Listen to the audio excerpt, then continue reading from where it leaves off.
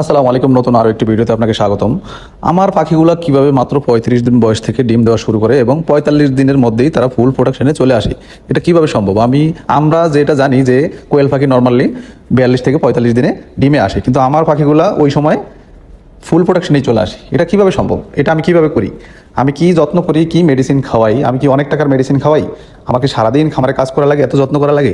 আসলে আমি কিভাবে এই পরিচালনাটা করি, খামার ম্যানেজমেন্টটা কিভাবে করি, কি খাবার খাওয়াই এবং কি মেডিসিন খাওয়াই, এই বিষয়গুলো নিয়েই আমি কথা বলবো।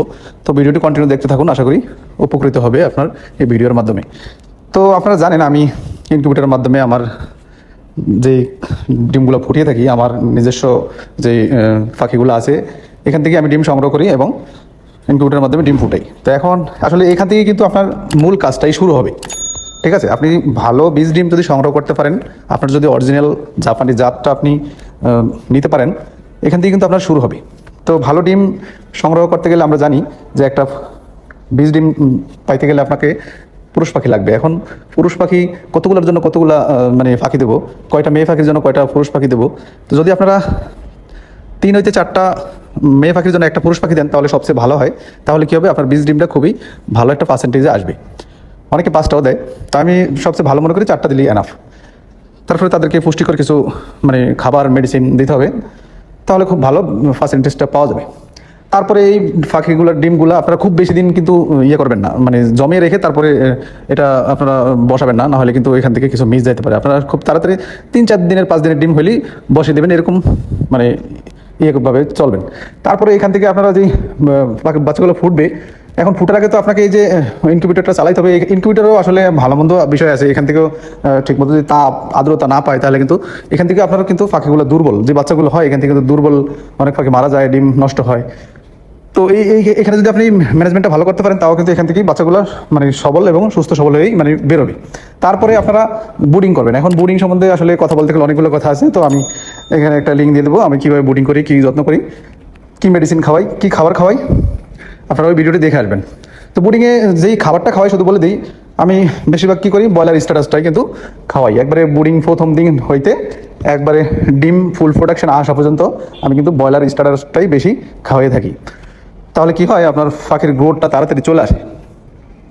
অনেক সময় সোনালি স্ট্যাটাসও খাওয়াই, কিংবা দুটো একসাথে মিক্স করেও খাওয়াই। তারপরে যেটা আমি করি, এখন বোর্ডিং শেষ, বোর্ডিংয়ে কিন্তু আসলে বোর্ডিংটা আসলে আসল। বোর্ডিংটা যদি আপনি ঠিকমতো না করতে পারেন, তাহলে এখান থেকে আপনার অনেক পাখি মারা যেতে পারে।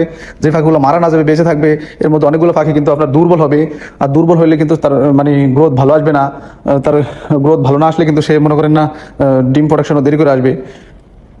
এই বোর্ডিংটাই কিন্তু আসলে সবচেয়ে ভালোভাবে যদি করতে পারেন, তাহলে আপনারা এই যে 35 দিনে ডিম পাবেন কিংবা 45 দিনে আপনি ফুল প্রোডাকশনে চলে আসবে, এটা কিন্তু সম্ভব। এখন আমরা জানি যে অনেকেই বলে যে 45 দিনে ডিম পাড়া শুরু হয়, 60 দিনে গিয়ে কি হয়, ডিম ফুল প্রোডাকশন আসে। তো দেখেন আমি কিন্তু মোটামুটি 15 দিন আগেই থাকতেছি, 10-15 দিন আগে। তো এটাই আসলে মানে আমি বাস্তব যেটা পাই। তো এখন বুডিং শেষ হলে আমি কি যত্ন করি, মানে মোটামুটি আমরা জানি 10-12 দিন বুডিং করা লাগে। তারপরে আমার পাখিগুলোর কি যত্ন থাকে ডিম পাড়ার আগ পর্যন্ত, সেটাই বলবো। তো দেখেন এখানে আমি কিন্তু আহামরি খুব বেশি যত্ন কিংবা মেডিসিন খাওয়াই না। আমি যেটা করি, সবসময় তাদেরকে মানে খাবারটা দিয়ে রাখি, সবসময় বলতে 3 টাইমই খাবার দিয়ে রাখি, আর সবসময় পানিটা দিয়ে রাখি, তাহলে ওদের গ্রোথটা ভালো আসে। আর আপনারা জানেন সেটা তো খাবার আমি কোটাই দেই।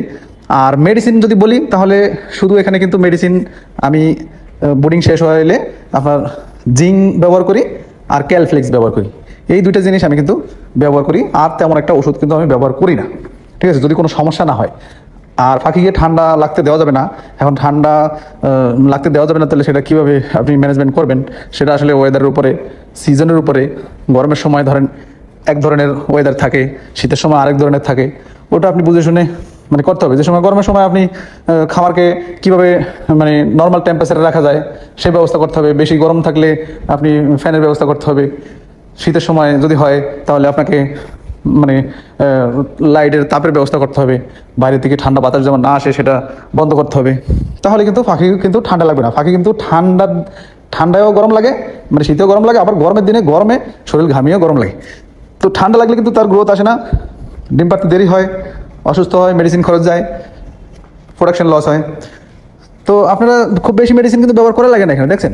মানে এই শুধু সিম্পল কিছু জিনিস আপনারা যদি মানে বিষয়গুলা মেনে চলেন, এইভাবে যদি ম্যানেজমেন্টটা করেন, তাহলে কিন্তু আপনার পাখিও 35 দিন 36 দিন, আমার পাখিগুলো কিন্তু এরকমই 35-36 এর মাঝে কিন্তু ডিমে আসে।